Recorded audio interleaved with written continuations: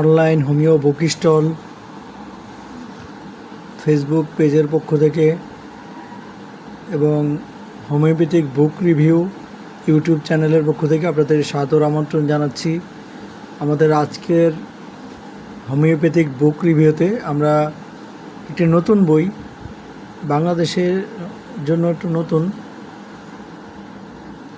এটা ভারতের ডক্টর নির্মল কান্তি চৌধুরী কর্তৃক রচিত একটি হোমিওপ্যাথি বই, যেটা এখন প্রিন্ট পাওয়া যায় না। এটার মূল বইয়ের ফটোকপি প্রিন্ট। বইটির নাম হচ্ছে থাইরয়েড সমস্যা, হাইপার থাইরয়েডিজমে হোমিওপ্যাথি ও যোগ থেরাপি চিকিৎসা। অর্থাৎ থাইরয়েডের ঘাটতি হোক বা থাইরয়েডের হরমোন বেশি পরিমাণ হোক, সেটার চিকিৎসা দেওয়া আছে হোমিওপ্যাথি ও যোগ থেরাপি। মানে হোমিওপ্যাথি অর্থাৎ হোমিওপ্যাথি ওষুধ দ্বারা কীভাবে হাইপো এবং হাইপার থাইরয়েডিজম সমস্যার সমাধান করা যায় এবং হাইপো এবং হাইপার থাইরয়েডিজমে যোগ থেরাপি, বিভিন্ন যোগ ব্যায়াম কীভাবে উপকার করতে পারে সেই সম্পর্কে বইটিতে ধারণা দেওয়া হয়েছে। বইটি মূল্য হচ্ছে 90 টাকা। বইটি হচ্ছে কত পৃষ্ঠা আমরা বলে দিচ্ছি। বইটি হচ্ছে 71 পেজ। বইটি ছোট হলেও বইটি খুব দরকারি, কারণ ইতিপূর্বে আমার জানা মতে বাংলা বইয়ের মধ্যে বাংলাদেশের বাজারে যেসব বই পাওয়া যায় তার মধ্যে হাইপো এবং হাইপোথাইরয়েডিজমের কোনো বই আমরা দেখিনি।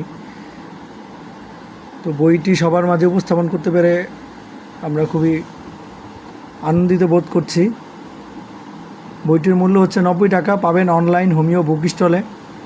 আপনারা অগ্রিম পেমেন্ট এবং ক্যাশ অন ডেলিভারির মাধ্যমে বইটি সংগ্রহ করতে পারবেন। অনলাইন হোমিও বুক স্টলে যোগাযোগ এবং হোয়াটসঅ্যাপ নাম্বারটি আমি বলে দিচ্ছি। নাম্বারটি হচ্ছে 01912150642।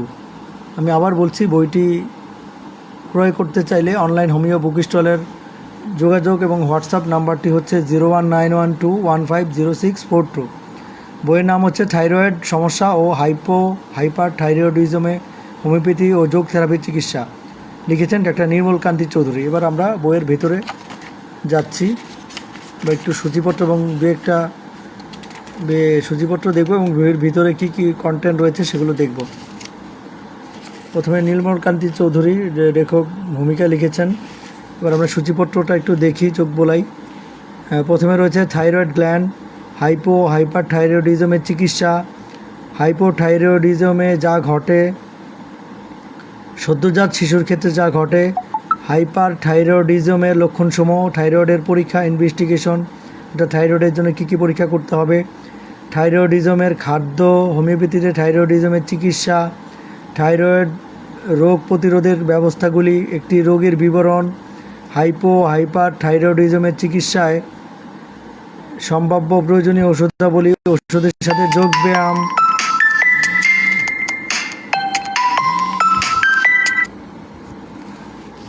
হোমিওপ্যাথি ওষুধসমূহের বিবরণ, ধাতু দোষ সহ লক্ষণ বর্ণনা, থাইরয়েডিজমে যোগাসনসমূহ, উষ্ট্রাসন, সর্বাঙ্গাসন, হলাসন, মৎস্যাসন, শশাঙ্গাসন, সিংহাসন, অর্ধকুম্ভ্রাসন, উড্ডীয়মান সুখাসন, পদ্মাসন, যোগমুদ্রা, ত্রিকোণাসন, সহযোগনিষাদ, ধৌতি, তন্ত্রিকা, ধনুরাসন, শবাসন, পশ্চিমোত্তাসন, ভুজঙ্গাসন, মণ্ডকাসন, জানুশিরাসন, উত্থান পদাসন, পস্তহদাসন, পবনমুক্তাসন। অর্থাৎ থাইরয়েডিজমের হাইপোয়ার হোক বা হাইপো হোক, এই সমস্যা সমাধানের জন্য যেসব যোগব্যায়ামগুলো উপকারী সেগুলো কিভাবে করতে হবে সেগুলো এখানে বর্ণনা হয়ে আছে। থাইরয়েডিজমে এক্সারসাইজ বা ব্যায়াম, অন্যান্য যোগব্যায়াম ছাড়া অন্যান্য কী কী ব্যায়াম আছে সেগুলোর বর্ণনা আছে, যেমন লেগ সাইক্লিং, স্পট রানিং, প্রাতঃভ্রমণ, আপার বডি টুইস্টিং,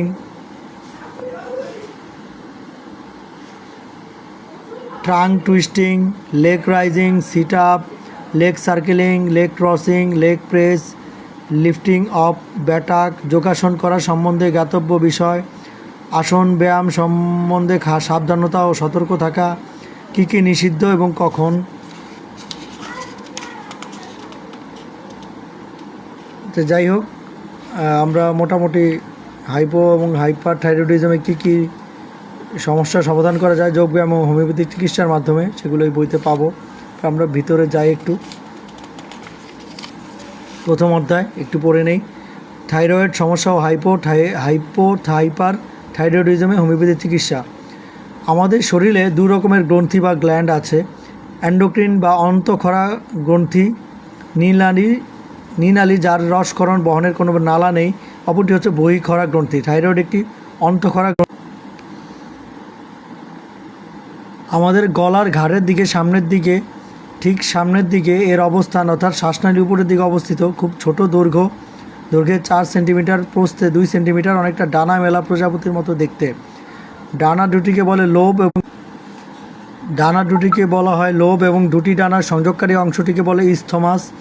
অন্য অন্তঃক্ষরা গ্রন্থির ন্যায় এই থাইরয়েড গ্ল্যান্ড হতে যে রাসায়নিক রস গঠিত হয় তাকেও বলা হয় হরমোন, যা শরীরবৃত্তীয় কাজে খুবই গুরুত্বপূর্ণ। মস্তিষ্কর নিচে অধমস্তিষ্ক, এখানে অন্য একটি অন্তঃক্ষরা গ্রন্থি আছে যার নাম পিটুইটারি গ্রন্থি। তার দুটি ভাগ আছে, অগ্র ও পশ্চাৎ। অগ্রভাগ হতে যে অন্তঃক্ষরা রস ক্ষরিত হয় তাকে বলা হয় ট্রফিক হরমোন।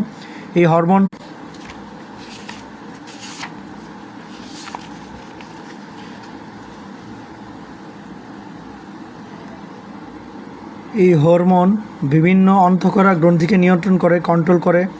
ট্রফিক হরমোনগুলোর মধ্যে একটি থাইরোট্রফিন বা টিএসএইচ। এই টিএসএইচ বা থাইরয়েড স্টিমুলেটিং হরমোন থাইরয়েড গ্রন্থিকে নিয়ন্ত্রণ করে। টিএসএইচ নিঃসরণের মাত্রার উপর নির্ভর করেই রক্তে থাইরয়েড হরমোনের মাত্রা নিয়ন্ত্রিত হয়। এখানে আমরা থাইরয়েডের সম্পর্কে কিছু প্রাথমিক আলোচনা পাবো। থাইরয়েড কী, থাইরয়েডের কীভাবে থাইরয়েড হরমোন কীভাবে তা নিয়ন্ত্রিত হয় এগুলো সম্পর্কে ধারণা পাবো। যেমন এখানে রয়েছে সদ্যজাত শিশুর থাইরয়েড সমস্যা হতে পারে, যেমন এখানে বলা হচ্ছে হাইপার থাইরয়েডিজম কী। এক্ষেত্রে থাইরয়েড গ্ল্যান্ডটি অতিরিক্ত নিঃসরণ ঘটাতে থাকে। T3, T4 হরমোন নিঃসরণ স্বাভাবিক হতে বেশি হয় এবং TSH হরমোন নিঃসরণ কম হয়ে থাকে। অর্থাৎ হাইপার থাইরয়েডিজমে T3, T4 হরমোন বেশি নিঃসরণ হবে এবং TSH হরমোন কম নিঃসরণ হবে। ফলত আমরা দেখতে পাবো রোগীতে ওজন হ্রাস, রোগাটে, চোখের সমস্যা, অমনোযোগিতা, অবসাদ, মাথা ধরা, পেশি দুর্বলতা, উত্তেজনা, গরম ভিজে ত্বক, খুব খিদে, অত্যধিক গরম, ঘাম,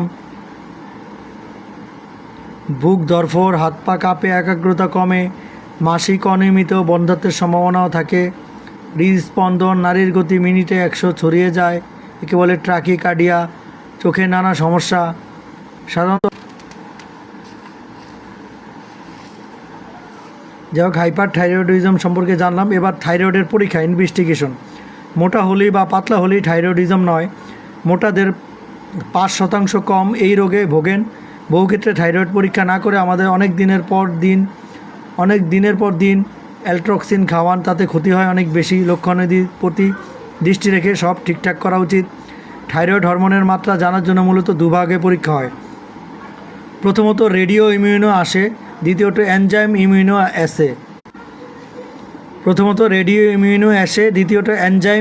অ্যাসে। প্রথম পদ্ধতিতে পরীক্ষা খুব কম জায়গায় হয়, দ্বিতীয়টি বহু জায়গায় হয়। হাইপোথাইরয়েডিজমে রক্তে T4 কমে যায় এবং TSH বেড়ে যায়।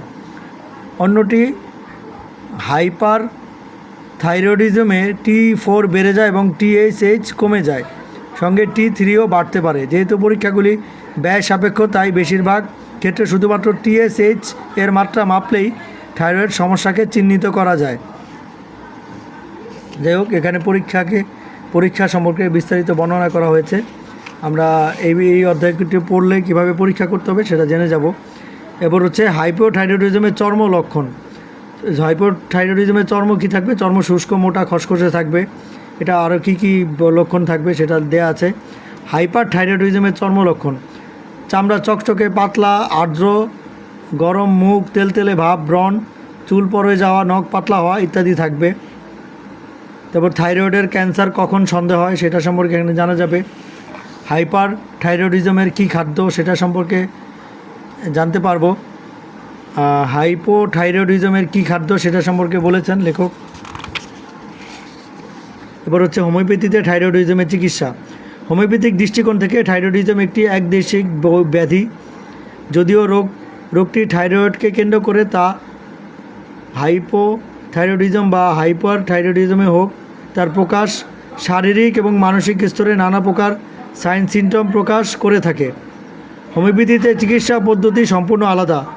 হোমিওপ্যাথির জনক আমাদের প্রতীক্ষিত হ্যানিম্যান বলেছেন, সোরা, সিফিলিস, সাইকোসিস এই তিনটি মায়োজমই যে কোনো জটিল এবং ক্রনিক রোগের জন্য দায়ী। থাইরয়েডের ক্ষেত্রে একই কথা। তাই হাইপো বা হাইপার যাই হোক না কেন, যদি থাইরয়েড সমস্যা, থাইরয়েড গ্রন্থি বড় হয় অথবা থাইরয়েডের বেশি ক্ষরণ বা কম ক্ষরণ শারীরিক সমস্যা দেখা দেয় অনেকের মধ্যে, তাহলে কখনও সাময়িক উপশমের জন্য থাইরয়েডাম বা থাইরোডিনাম 6X দেওয়া হয়। কিন্তু রোগীর যদি ক্রনিক মায়োজম সমস্যা থাকে, সেই কারণে থাইরয়েডের সমস্যা দেখা দিয়ে থাকে, তবে চিকিৎসা পদ্ধতি হবে সম্পূর্ণ আলাদা। হোমিওপ্যাথরা কখনই হাইপোথাইরয়েডিজম বা হাইপার থাইরয়েডিজমের শুধু থাইরয়েড গ্রন্থির রোগ বলে বিবেচনা করেন না, যদিও থাইরয়েডকে কেন্দ্র করেই সব কিছু চিন্তা করা হয়ে থাকে নানা স্তর হতে। তারপরে দেওয়া আছে থাইরয়েড রোগীর কীভাবে মায়োজমেটিক ডায়াগনোসিস করতে হবে, চিকিৎসা পরিকল্পনা, প্ল্যান অফ ট্রিটমেন্ট, রোগীর বর্তমান উপশমদায়ক পরিস্থিতি অবস্থা থাকলে তরুণ রোগের অ্যাকিউট এপিসোড উপশমের ঔষধ দিতে হবে। পূর্বে নানা প্যাথি ব্যবহার করে এর ফলে অ্যান্টিডোটের ব্যবস্থা করতে হবে। এর সাথে বিধি অনুযায়ী নানা প্রকার চাপা, টিকা, অ্যানিকুলেশনেরও অ্যান্টিডোটের ব্যবস্থা করতে হবে।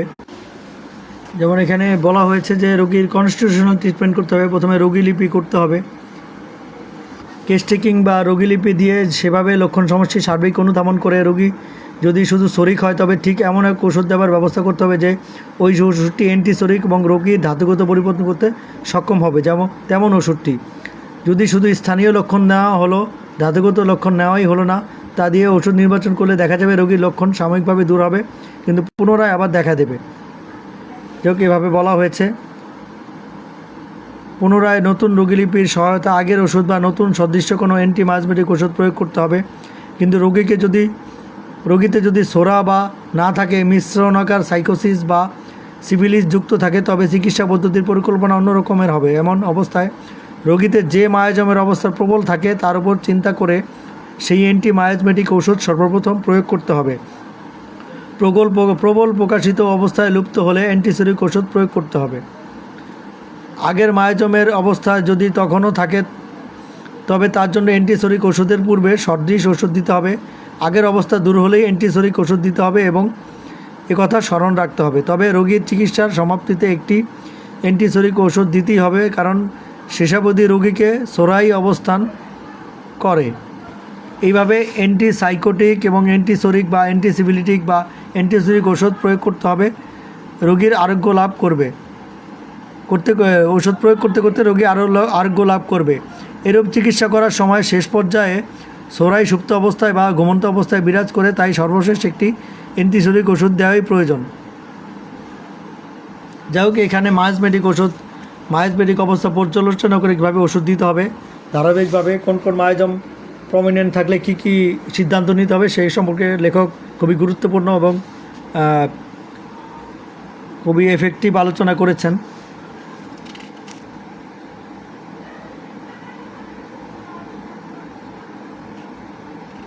এগুলো আমাদের পড়ে নিতে হবে, তাহলে থাইরয়েড শিবির চিকিৎসায় আমরা সফল হব। এবার থাইরয়েড রোগ প্রতিরোধের ব্যবস্থাগুলো এখানে লেখক বিবৃত করেছেন। আয়োডিনযুক্ত লবণ খাওয়া, রোগের উপসর্গ দেখা দিচ্ছে বলে মনে হলে চিকিৎসকের পরামর্শ নেওয়া। তো থাইরয়েড রোগের প্রতিরোধ ব্যবস্থাগুলো লেখক উল্লেখ করেছেন। এরপরে রোগীর কেস স্টাডি দিয়েছেন, একটা রোগীর কেস স্টাডি দেওয়া হয়েছে, রোগীলিপি, সেটা সম্পর্কে থাইরয়েড রোগীর কীভাবে চিকিৎসা করতে হবে সেই সম্পর্কে ধারণা পেতে পারি আমরা। এখানে সবিস্তারে রোগীর বর্ণনা দেওয়া হয়েছে, এটা আমরা পড়ে নেব। এবার হাইপো এবং হাইপার থাইরয়েডিজমের চিকিৎসায় সম্ভাব্য প্রয়োজনীয় ওষুধাবলী। কী কী ওষুধ প্রয়োজন করতে হবে, ব্যবহার করতে হবে, সেটা ওষুধের তালিকা এখানে দেওয়া হয়েছে, মোটামুটি একটা তালিকা যেগুলো বেশি ব্যবহৃত হয়। ঔষধের সাথে যোগ ব্যায়াম, কী কী ব্যায়াম করতে হবে সেগুলো দেয়া আছে। হাইপো হলে কোন ব্যায়াম সেগুলো দেয়া আছে, যোগ ব্যায়ামগুলো। এবং এছাড়া অন্যান্য এক্সারসাইজ কী করতে হবে যোগ ব্যায়াম ছাড়া সেটা দেওয়া আছে। এবার হচ্ছে মূল যে বিষয়বস্তু, কী কী ওষুধ হাইপো এবং হাইপার থাইরয়েডিজমে ব্যবহার করতে হবে, যেমন অরামমেট এখানে, তারপর আর্সেনিকাম অ্যালবাম, এগুলো রোগীর সংক্ষেপে ওষুধগুলোর বর্ণনা দিয়েছেন। দেখো এই লক্ষণগুলো আমরা মিলে গেলে, রোগীর যদি থাইরয়েড সমস্যা হয় তার সাথে এই লক্ষণগুলো মিলে গেলে আমরা এই ওষুধগুলো দিতে পারি। তারপর arsenic iod, argentum nitricum, antim crud, apis, alumina, baryta iod, Bacillinum,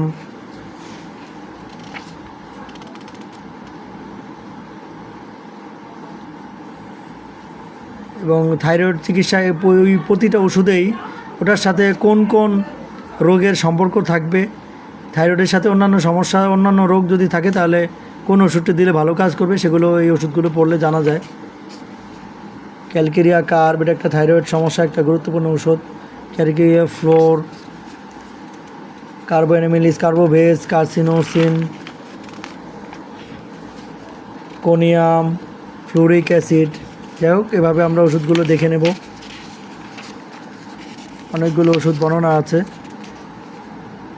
mathematical জ্ঞান অনেকটা হয়ে যাবে, এবং থাইরয়েড সমস্যার জন্য কী কী লক্ষণ দেওয়া আছে সেগুলো আমরা জানতে পারবো এই ওষুধগুলো স্টাডি করলে। আপনাদের সামনে আমি উপস্থাপন করছি নতুন একটি বইয়ের রিভিউ। বইটির নাম হচ্ছে থাইরয়েড সমস্যা ও হাইপার থাইরয়েডিজমে হোমিওপ্যাথি ও যোগ থেরাপি চিকিৎসা, লিখেছেন ডাক্তার নির্মলকান্তি চৌধুরী। বইটি লিখেছেন ডাক্তার নির্মলকান্তি চৌধুরী। মূল্য হচ্ছে 90 টাকা। বইটি পাবেন অনলাইন হোমিও বুক স্টলে। যোগাযোগ নাম্বারটি হচ্ছে এবং হোয়াটসঅ্যাপ নাম্বারটি হচ্ছে 01912150642। যাই হোক, আমরা বইয়ের ভিতরে বিভিন্ন থাইরয়েড সমস্যা, বিভিন্ন হোমিও ওষুধ কী কী ব্যবহার হয় সেটা সম্পর্কে দেখছিলাম। মোটামুটি অনেকগুলো ওষুধ দেওয়া আছে। ওষুধগুলো থাইরয়েড সমস্যায় কীভাবে ব্যবহৃত হতে পারে এগুলো আমরা পড়ে নেব। ও এই ক্ষেত্রে আবার এই যে এখন আবার যোগব্যায়াম আর কি, থাইরয়েড সমস্যার জন্য যোগব্যায়ামগুলো বর্ণনা দেওয়া আছে কীভাবে করতে হবে, কী কী আসন করতে হবে, যেমন উষ্ট্রাসন, সর্বাঙ্গাসন। আসলে যোগব্যায়ামটা আসলে খুবই উপকারী জিনিস। শুধু থাইরয়েড সমস্যা নয়, যে কোনো সমস্যার সাথে আমরা হোমিও ওষুধের সাথে যদি যোগ ব্যায়ামগুলো রোগীকে দিতে পারি তাহলে শরীরে ব্লাড সার্কুলেশন হবে, রোগীর বিভিন্ন ব্যথা বেদনা, বিভিন্ন হরমোনাল যে ডিসব্যালেন্স সেগুলো ঠিক হয়ে যাবে বা রোগটি খুব দ্রুত সেরে যাবে। এই জন্য আমরা যোগব্যায়ামগুলো করে নেওয়া ভালো, এবং থাইরয়েড সমস্যার জন্য এই যোগব্যায়ামগুলো খুব উপকার আসতে পারে। মেদ কমানো, হরমোন ঠিকভাবে নিঃসরণ হওয়া, সেক্সুয়াল বিভিন্ন সমস্যা, মহিলাদের মাসিক সমস্যা, মনোযোগ বাড়ানো, শরীরের স্ট্যামিনা বাড়ানো, এক্ষেত্রে যোগব্যায়ামগুলো খুবই এফেক্টিভ হতে পারে।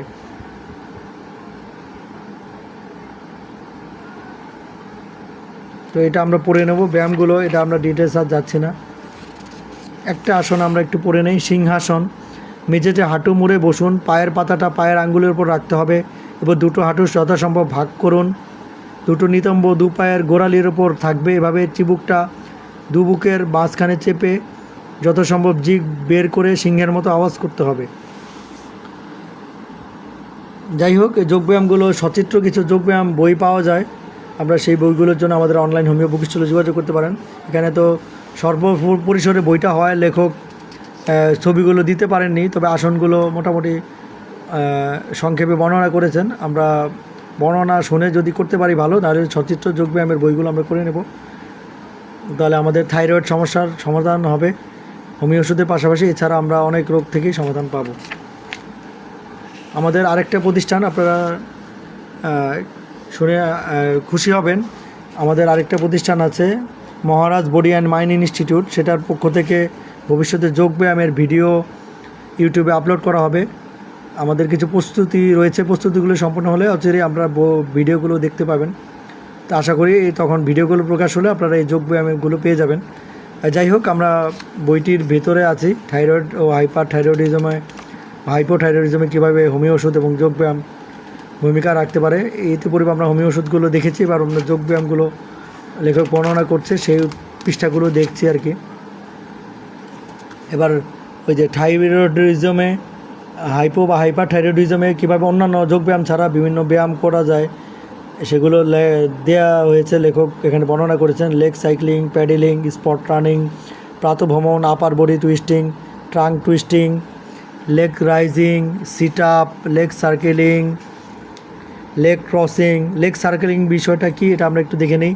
চিত হয়ে শুয়ে দু হাত পাছার দুপাশে রাখুন, দুটি পা মাটি থেকে 1 হাত পরিমাণ তুলে ডান দিকে এবং বা দিকে দুটি পৃথকভাবে বৃত্তাকারে 2 পা 10 বার ঘোরান।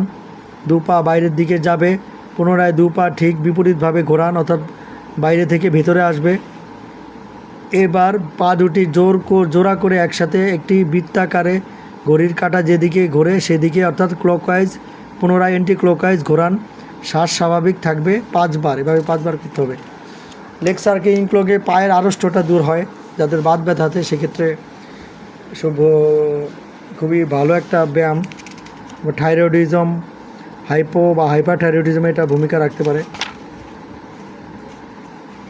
এখানে যোগ ব্যায়াম করা সম্পর্কে কিছু দিক নির্দেশনা, বিধিনিষেধ দিয়েছেন লেখক এবং যোগব্যায়াম সম্পর্কে সতর্কতা দিয়েছেন। তো যাই হোক, মোটামুটি এই ছিল বইটা হচ্ছে থাইরয়েডিজম ও সমস্যা ও হাইপারথাইরয়েডিজমে হোমিওপ্যাথি ও যোগ থেরাপি চিকিৎসা।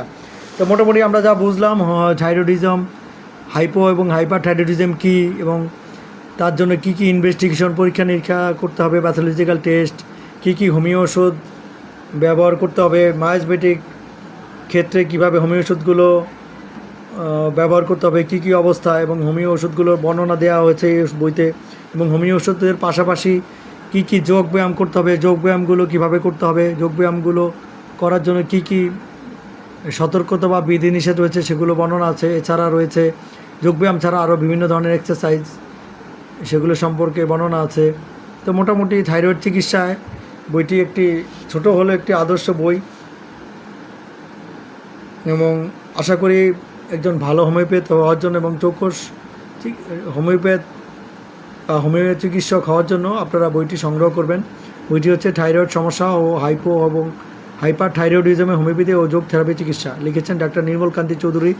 মূল্য হচ্ছে 90 টাকা। পাওয়া যাচ্ছে অনলাইন হোমিও বুক স্টলে। যোগাযোগ এবং হোয়াটসঅ্যাপ নাম্বারটি হচ্ছে 01912150642।